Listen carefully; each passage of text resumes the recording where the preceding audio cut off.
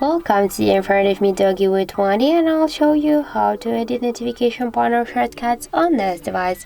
So let's just first open the notification panel, and now just to add here some icons, or to remove some of them, or just to change their positions, we should click here on this edit icons. So just click here once, and now we can see all the visible icons, and this down section was invisible icons.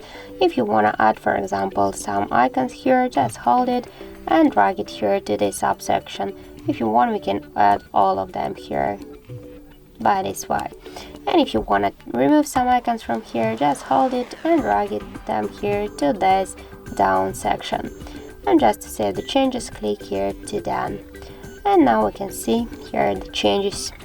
If you want to change also the positions of the icons, just by the same way, hold it and drag it here. So as we can see, that's so simple to do. Then tap to done, and we can see here all the changes on our notification panel shortcuts. So that's it. Thank you for watching, and if you found this video helpful, don't forget to leave a like, comment, and to subscribe our channel.